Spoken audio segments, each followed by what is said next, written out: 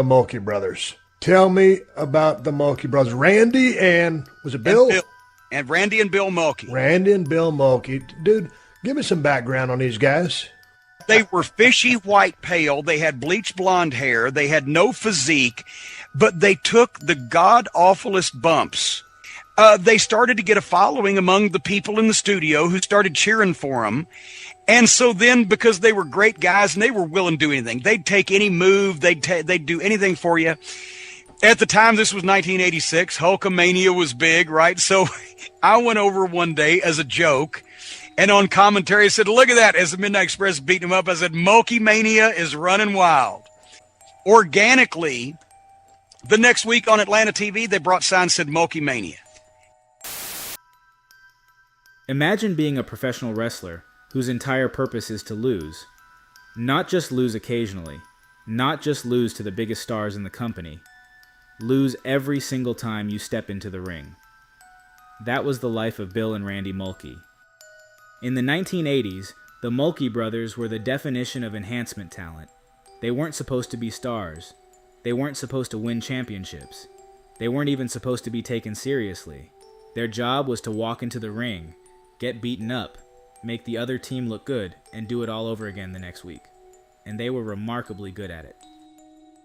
So good, in fact, that fans started to recognize them.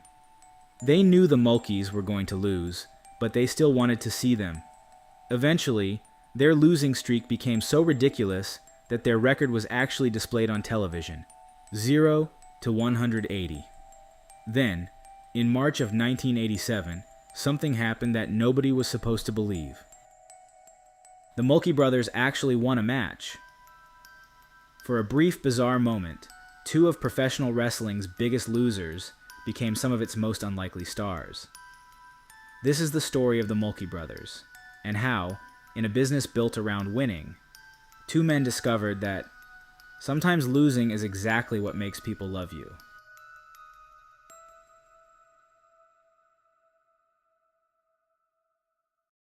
Long before the Mulkey Brothers became synonymous with losing, they were simply two young brothers who were obsessed with wrestling. Randy and Bill Mulkey grew up around the local wrestling scene in Anderson, South Carolina, and began training at the fairgrounds while they were still teenagers. When they weren't learning from more experienced wrestlers, they were putting together their own makeshift shows in the backyard. They spent Sundays in a cattle barn, helping set up and tear down the ring, working out for hours, and getting in whenever more experienced wrestlers needed someone to practice with. The brothers essentially became the local wrestling community's guinea pigs, learning by getting thrown into the ring and figuring things out as they went. For Randy, that education started incredibly early. He claims to have wrestled his first live match at around 12 years old when a scheduled wrestler failed to show up in Abbeville. Because nobody in the building knew his real age, Randy was put under a mask and sent into the ring as the Red Demon, against his own brother. It wasn't exactly a conventional introduction to professional wrestling, but convention wasn't something that seemed to concern Randy very much. By 13, Randy was regularly working live shows throughout the Carolinas. Wrestling was already becoming the thing he was willing to choose over almost everything else. Even when his father put him on a curfew, Saturday nights had a way of changing the rules. The Mulkey family wasn't exactly fighting a losing battle against Randy's obsession either.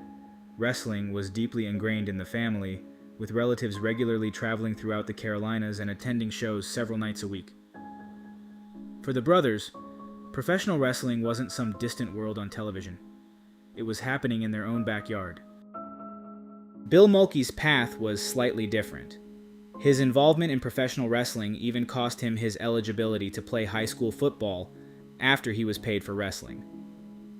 But the brothers weren't content with small-town wrestling forever. At 16, Randy had already tried to get a job with Crockett Promotions, only to be told he was too young. Most teenagers might have taken that as a sign to wait. Randy simply kept calling. 2 years later, after turning 18, he made another phone call. This time, it worked. Within weeks, Randy and Bill were working shows throughout the Carolinas and appearing on Atlanta television. Randy began making the drive to Greenville every Monday with his wrestling gear in the car, knowing that if someone was needed, there was a good chance he'd get the call. Their first trip to Atlanta provided an early glimpse of just how physically demanding this business could be. Bill arrived with Randy despite having recently been involved in a car accident. He had suffered a broken hip and still had stitches in his arm. Unfortunately, the television taping was short one wrestler, so Bill went to work. His opponent was Crusher Khrushchev, the imposing Russian character portrayed by Barry Darsow. Bill explained his condition, but Darsow assured him that he would take care of him and keep the match short. He did exactly that. For Bill and Randy, moments like this were simply part of the process. They weren't walking into professional wrestling with the expectation that everything would be handed to them. They were young, determined, and willing to do whatever it took to get into the ring.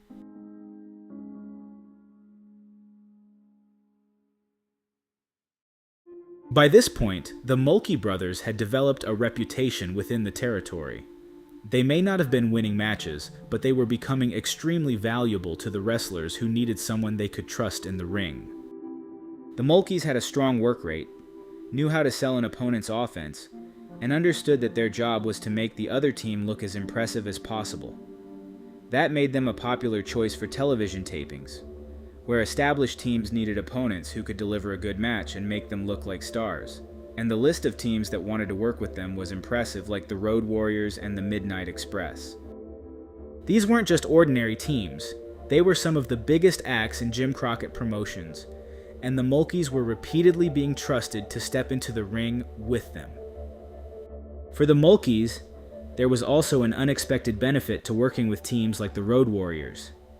Hawk and Animal had a reputation for being particularly generous with the young wrestlers they worked with, by giving them more money on the side. When they returned from Japan, and other wrestlers were reluctant to get in the ring with them because they were so rough, the Mulkeys didn't have the same hesitation. The brothers understood what their role was. They were there to get beaten, but they were also there to make the beating entertaining. And that distinction would become increasingly important. Because while the Mulkeys were becoming experts at making other teams look like stars, something else was happening at the same time. The audience was starting to remember the two guys taking the beating.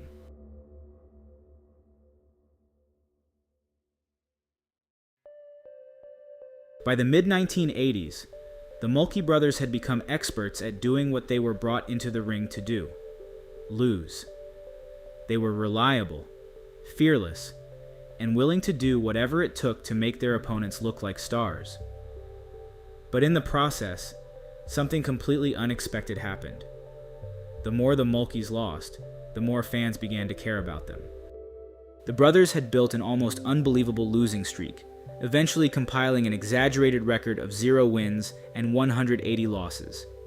In an era when undefeated streaks were used to establish wrestling's biggest stars, the Mulkeys had somehow created the ultimate opposite, a losing streak so ridiculous that it became their identity.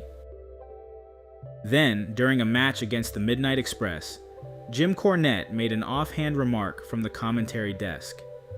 Watching his team dismantle the Mulkeys, Cornette sarcastically proclaimed that Mulky-Mania was running wild. It was meant as a joke, but instead, the name stuck. Mulky-Mania perfectly captured what was happening. The Mulkeys had become cult heroes without ever actually being winners. They didn't have championship belts, elaborate gimmicks, flashy catchphrases, or 5-star matches. Their appeal came from something much simpler. Fans genuinely wanted to see these two brothers finally catch a break.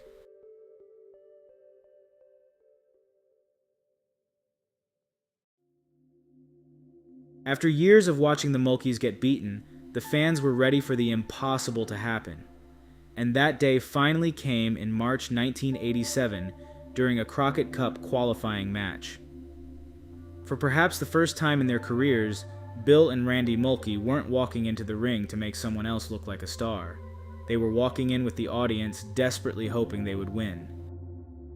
On March 28, 1987, the Mulkey Brothers walked into an Atlanta television taping, not knowing what was going to happen.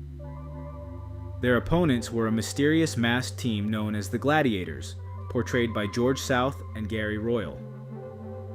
The match was a qualifier for the prestigious Jim Crockett Senior Memorial Cup Tag Team Tournament, but there was something strange about the entire situation. The gladiators had been kept under wraps, and even the Mulkeys didn't know exactly what was about to happen. Nobody seemed to know. Then just before the brothers were scheduled to go through the curtain, Booker Dusty Rhodes pulled them aside. For the first time, the Mulkeys were told that they weren't going to lose. They were going to win. The finish was simple. The brothers were supposed to look as surprised as everyone else, stumble into the victory, and immediately get out of the ring. They followed Rhodes' instructions perfectly, and the audience exploded. It was an incredible moment because the wrestling world had been conditioned to expect the opposite. The Mulkeys' record had become part of the joke, with their infamous 0 to 180 mark displayed before the match. These were two men who had spent years getting beaten by some of the biggest teams in the business, and now, almost by accident, they had qualified for the biggest tag team tournament in the territory. The Mulkeys had finally won.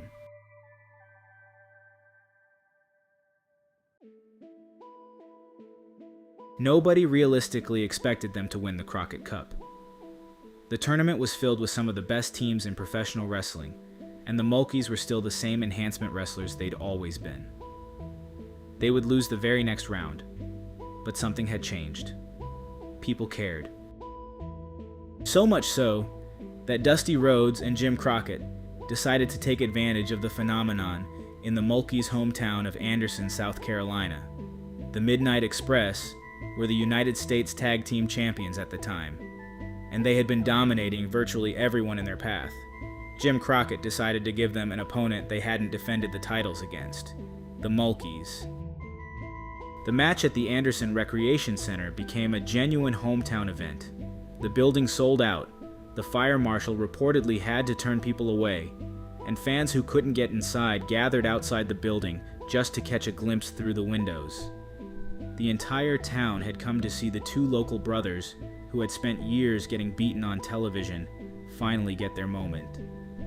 And then the bell rang.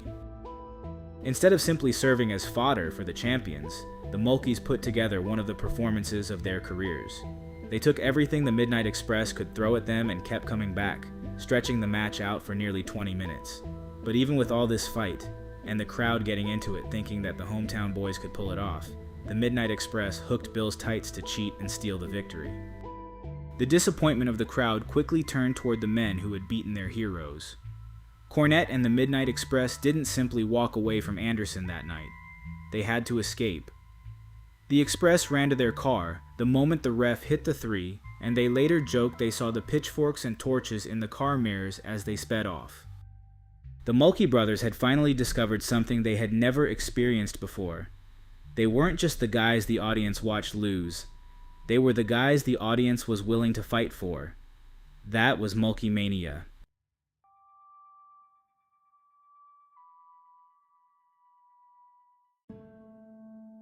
By the end of the 1980s, the wrestling business was changing, and the world that had created the Mulkey Brothers was beginning to disappear.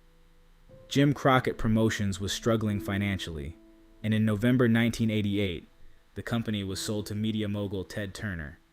The promotion would eventually become World Championship Wrestling, bringing with it a new era and a greater emphasis on bigger names and bigger contracts.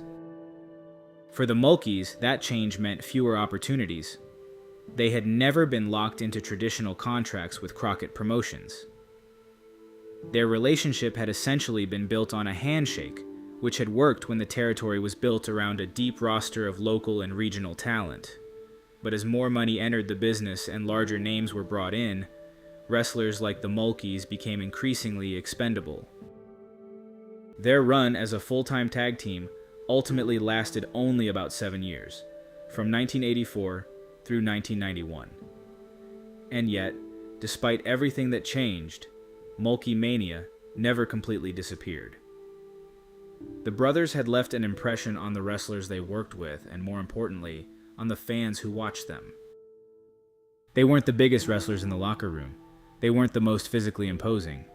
They didn't need elaborate characters or complicated storylines. They understood their role. They knew what the stars needed from them, and they delivered it every single time. They took the bumps, they sold the offense, They made their opponents look dangerous. They did their job so well that the audience eventually forgot they were supposed to be the losers. And that may be the most remarkable part of the Mulkey Brothers story. They spent their entire careers making other people look like stars, only to accidentally become stars themselves.